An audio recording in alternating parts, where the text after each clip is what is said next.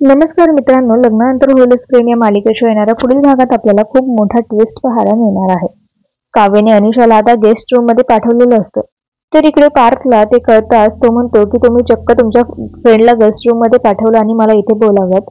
म्हणजे चांगली प्रोग्रेस आहे तुमच्यात, मला आवडलं हे बरं का. तर काव्या म्हणते की हो देशमुख, मला त्रास देऊ नका, मला अभ्यास करायचा आहे. तर पार्थ म्हणतो की ठीक आहे, मी तुम्हाला डिस्टर्ब करत नाही असं म्हणतो आणि एक फ्लाइंग किस देतो काव्याला. तर काव्या आता तिचा हात, तिला भूतकाळ आठवतो की आपल्या जीवाने सुद्धा असंच केलं होतं.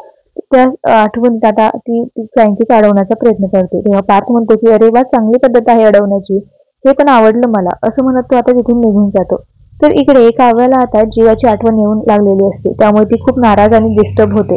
काव्या विचार करू लागते की मी जे आहे ते मी निवांत आहे, पण माझ्यातला जीव अजूनही संपलेला नाहीये. काही केलं तरी, मी विसरण्याचा प्रयत्न केला तरी मला जीवाची आठवण येतेच असं ती विचार करत असते. पण ते थांबलं पाहिजे असं देखील तिला आता समजते. तिला समजते की हे चांगलं नाहीये किंवा हे करेक्ट नाहीये की जीवाची मला आठवण येणं, कारण की आता ते पार्थ आणि मी सोबत आहे.